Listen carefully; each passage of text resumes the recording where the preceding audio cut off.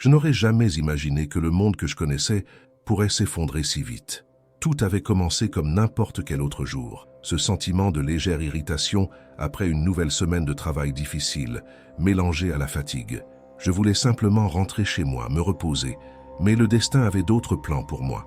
Lorsque j'ai franchi la porte, un détail a glacé mon cœur, le rire de ma femme, résonnant dans le salon, accompagné de la voix inconfondible de sa sœur. Quelque chose semblait hors de propos, mais j'ai continué, essayant de me convaincre qu'il ne s'agissait que de paranoïa. En prenant une bière et en écoutant de loin la conversation, une phrase a volé ma paix pour toujours. Depuis que Brandon est revenu, je ne peux plus penser à autre chose. L'air semblait disparaître de l'environnement. Brandon était l'ex-petit ami de ma femme, celui qu'elle jura avoir oublié, l'homme qui avait brisé son cœur. Et maintenant, il était de retour. Et elle le voulait. Mon corps s'est figé, la colère et la douleur mêlées dans un tourbillon. Mais la révélation la plus amère était à venir. Elle prévoyait de divorcer. Et le plus ironique dans tout ça, c'est qu'elle comptait encore prendre la moitié de tout ce que j'avais construit. Le poids de la trahison me consumait. Et à ce moment-là, ma vie a pris un tournant que je n'avais jamais anticipé. J'ai regardé la route avec un mélange de désespoir et de détermination. Il était temps de disparaître, sans regarder en arrière, sans laisser de traces. La semaine avait été implacable, et tout ce que je voulais, c'était rentrer chez moi et laisser ce fardeau derrière moi. Le travail devenait de plus en plus oppressant, surtout avec mon patron qui me harcelait pour des erreurs que je n'avais même pas commises. À la fin de la journée, je me sentais épuisé, mais il y avait toujours ce réconfort. Le foyer, l'étreinte de ma femme Janice et la tranquillité d'un environnement familial. Quand je suis arrivé cependant, la paix que j'espérais n'était pas là. La voiture de ma belle-sœur bloquait l'accès au garage, m'obligeant à me garer dans la rue, à 3 maisons de distance. J'ai ressenti une piqûre d'irritation, mais j'ai essayé de l'écarter, me rappelant que de petits contretemps ne devraient pas gâcher mon week-end. J'ai marché jusqu'à la porte et suis entré dans la cuisine, essayant de me calmer, mais quelque chose me dérangeait. Le son de voix dans le salon, animées et pleines de vie. J'ai ouvert le réfrigérateur, pris une bière et me suis dirigé vers le salon, où Janice discutait avec sa sœur. Je me suis arrêté à la porte, prêt à annoncer ma présence, mais j'ai alors entendu quelque chose qui m'a fait figer. La voix de Janice résonnait douce, mais avec un ton que je ne reconnaissais pas. Depuis que Brandon est revenu, j'ai l'impression que rien d'autre ne me complète. Mon cœur a presque cessé de battre. Brandon était l'ex-petit ami d'elle, quelqu'un qui n'avait jamais été exactement une ombre, mais qui, apparemment, était revenu en ville sans que je le sache. Les mots de Janice sonnaient froids et lointains, comme si j'étais juste une partie du passé. « Il veut que je vive avec lui, et j'y pense sérieusement », disait-elle, avec une intonation presque rêveuse, comme si l'idée d'un nouveau départ était irrésistible. Je suis retourné silencieusement dans la cuisine, la bière presque glissant de ma main.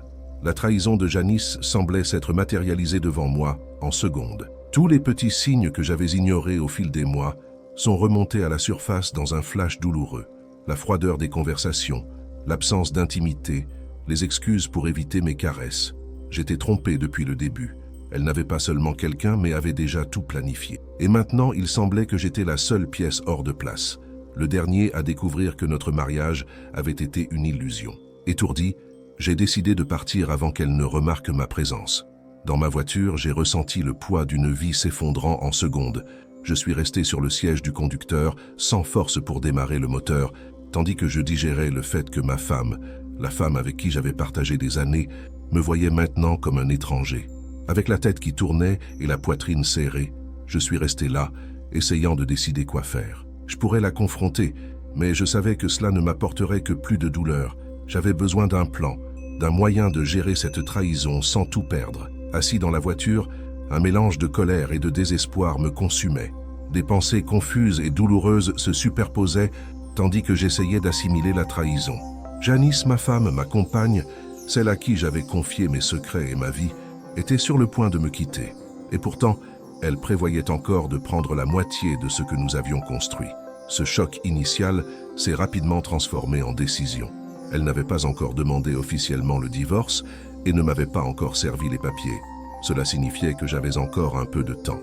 Je suis entré en mode calculateur et froid, essayant de supprimer la douleur qui menaçait de me consumer. La dernière chose que je ferais serait de laisser Janice prendre ce que j'avais acquis avec tant d'efforts. Si c'était de l'argent qu'elle voulait, je ferais tout pour qu'il ne lui reste rien. Je suis entré à nouveau dans la maison comme si de rien n'était. Je savais que je devais garder les apparences, du moins jusqu'à ce que je sois prêt à disparaître. Janice m'a souri avec cette expression douce qui avait l'habitude de me désarmer.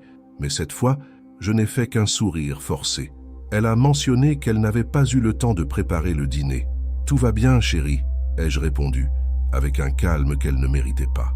À chaque sourire faux qu'elle me donnait, ma détermination grandissait. J'étais décidé. Il ne resterait rien de ce qu'elle prévoyait de me prendre. Cette nuit-là, tandis que Janice montait prendre son bain habituel, j'ai profité de l'occasion pour réfléchir à mes prochaines étapes. Tout commençait par la vente de nos actifs les plus précieux, surtout ceux à mon nom. Je contacterais mon agent d'investissement et transférerais ce que je pouvais vers des comptes qu'elle ne connaissait pas. Le lendemain, je commencerais déjà à faire les mouvements silencieux qui me permettraient de disparaître sans laisser de traces.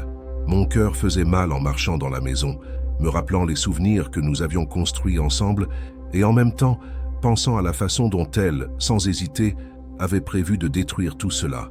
Finalement, je me suis retrouvé à observer mon reflet dans le miroir, me demandant à quel moment de ma vie je suis devenu si vulnérable et aveugle. Ce serait la dernière fois que je permettrais à quelqu'un de m'utiliser et de me jeter. Si Janice et Brandon voulaient un avenir ensemble, qu'ils le construisent sans toucher à ce que j'avais acquis. Le lendemain matin, je me suis levé tôt, plus déterminé que jamais.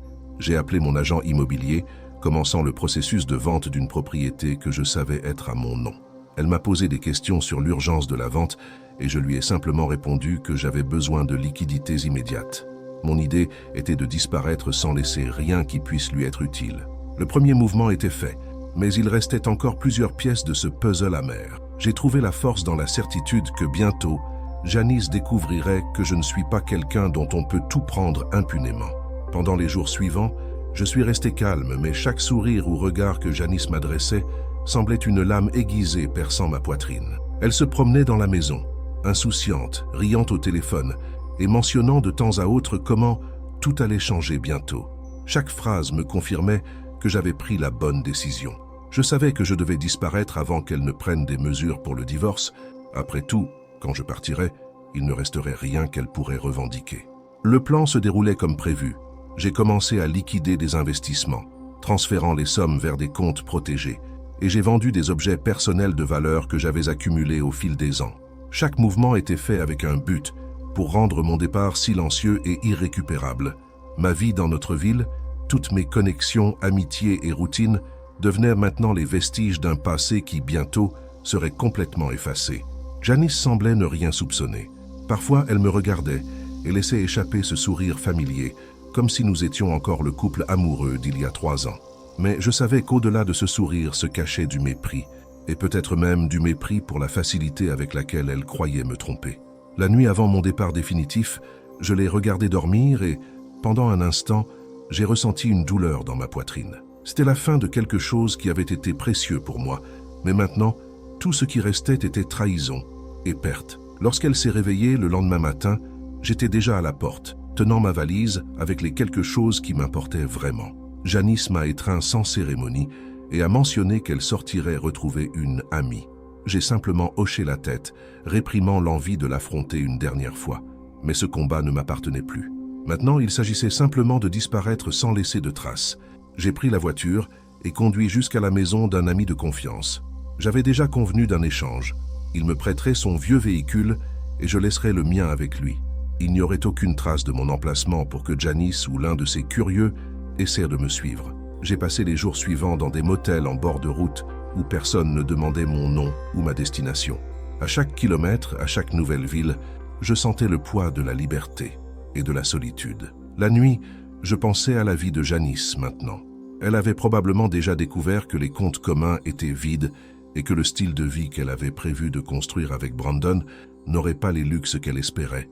Je savais qu'elle se demanderait, avec colère et frustration, où j'étais et comment j'avais réussi à disparaître de manière si complète. Et honnêtement, cela me procurait un plaisir amer. Cependant, il y avait quelque chose que je n'arrivais pas encore à effacer de moi. La profonde douleur, le ressentiment, le vide laissé par la rupture de notre vie commune. J'avais besoin d'un nouveau départ, non seulement physique mais aussi émotionnel, et je savais que ce serait un processus lent et douloureux. Mais au moins, j'étais libre de commencer. En traversant des kilomètres de route, je me sentais comme un homme renaissant, mais en même temps, de plus en plus perdu dans mes propres pensées. J'ai trouvé un abri temporaire, dans une petite ville isolée, un endroit où personne ne posait de questions et où tout le monde semblait trop occupé par sa propre vie pour remarquer la présence d'un étranger. Les nuits étaient silencieuses et froides, et le seul bar de la région est rapidement devenu mon refuge, où je pouvais m'asseoir, prendre un verre et, pendant quelques heures, oublier le chaos que j'avais laissé derrière moi. Une de ces nuits, le propriétaire du ranch local, un homme nommé Ramon, m'a abordé. C'était un homme avec des yeux fatigués mais perspicaces, qui a vite reconnu en moi quelqu'un qui fuyait quelque chose. « Ces yeux-là ne sont pas ceux de quelqu'un qui est venu chercher la paix », a-t-il dit, en servant un verre de whisky. Il n'y avait pas de jugement dans sa voix, juste une sorte de compréhension. Ramon, j'ai appris plus tard, avait déjà vu beaucoup de gens comme moi passer par là, et il m'a offert un travail sur sa ferme en échange d'un toit et de nourriture. N'ayant pas d'autre perspective et aspirant à quelque chose qui me stabiliserait, j'ai accepté. Le travail au ranch était ardu, mais d'une certaine manière thérapeutique. Je passais mes journées à travailler en silence, concentré sur les tâches manuelles, ce qui me laissait un temps libre de pensées intrusives. Ramon ne posait pas de questions sur ma vie avant mon arrivée, et j'appréciais le respect avec lequel il traitait mon besoin de confidentialité. Les autres travailleurs gardaient également leur distance, mais peu à peu, je m'intégrais. Ils partagèrent des histoires sur leur famille, leurs amours et leurs pertes, des histoires qui me faisaient réfléchir à la simplicité et à la profondeur du quotidien de chacun. Quelques semaines plus tard, une jeune vétérinaire nommée Isabella a commencé à fréquenter le ranch pour s'occuper des animaux. Isabella avait une présence légère, mais était immensément dévouée à ce qu'elle faisait. J'ai vite réalisé que sa compagnie, de manière inattendue, soulageait une partie de la solitude que je portais. Ces conversations me rappelaient des temps où ma vie était simple, avant la trahison et le chagrin. Elle, cependant, n'avait aucune idée du passé que j'avais laissé derrière moi, et cela apportait une tranquillité que je n'avais pas ressentie depuis longtemps. Isabella semblait intuitive, percevant quelque chose dans mes yeux que les autres ne voyaient pas, mais elle ne m'a jamais poussé à parler. Au lieu de cela, elle partageait de petites histoires de sa propre vie, de la ferme où elle avait grandi, de la façon dont elle avait décidé de se consacrer aux animaux pour préserver un peu de l'héritage de sa famille. Peu à peu, j'ai commencé à ressentir une ouverture à écouter, et même à sourire, quelque chose qui semblait impossible quand je suis parti de la ville. Mais en même temps, l'ombre de Janice restait avec moi. Des questions se répétaient dans mon esprit. Comment réagirait-elle à mon absence? Aurait-elle essayé de me chercher, ou aurait-elle poursuivi sa vie avec Brandon, faisant semblant que rien ne s'était passé? Les images d'elle avec lui me hantaient encore, une blessure qui semblait ne pas vouloir se fermer. Ramon, qui observait en silence ma souffrance muette, a dit un soir, « Parfois, pour laisser quelque chose derrière soi, il faut d'abord se pardonner. » Me pardonner? L'idée semblait absurde, mais en même temps, c'était le premier pas que je n'avais jamais envisagé de faire. Et à cet instant, j'ai réalisé que le nouveau départ que je cherchais, tant nécessitait peut-être plus que de fuir vers une nouvelle vie. Il exigeait d'affronter les cicatrices du passé et d'une certaine manière de trouver la paix en moi. Le temps continuait de passer et je me sentais de plus en plus partie intégrante du rythme du ranch. Les jours étaient remplis par le travail et la convivialité simple avec Ramon et les autres travailleurs. La présence d'Isabella, qui était devenue une constante dans mes semaines, commençait à être un phare d'espoir, bien que je sache que je portais encore des cicatrices profondes. Elle n'insistait jamais pour connaître mon passé, mais ses regards me faisaient comprendre qu'elle comprenait la douleur que je cachais. Un après-midi particulièrement tranquille, nous étions assis à l'ombre d'un grand chêne après une longue journée à s'occuper du bétail. Elle partagea des histoires de son enfance, de son amour pour les animaux et de sa passion pour la nature. Au milieu des sourires et des confidences, Isabella mit doucement sa main sur la mienne. « Je pense que tu mérites un véritable nouveau départ, Carlos. Un jour, tu réaliseras que ton passé ne définit pas qui tu peux devenir maintenant. » Ces mots résonnèrent profondément en moi.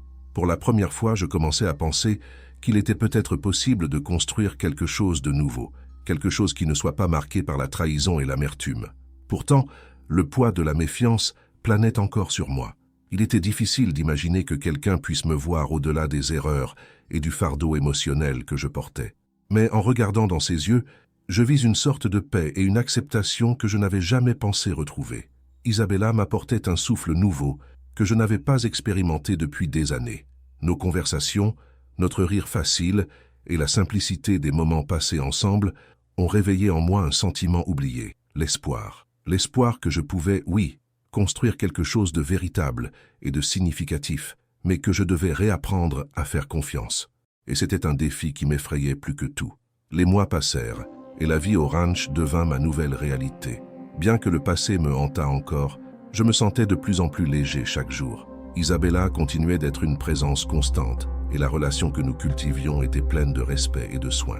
Elle n'avait jamais exercé de pression pour savoir plus que ce que j'étais prêt à partager.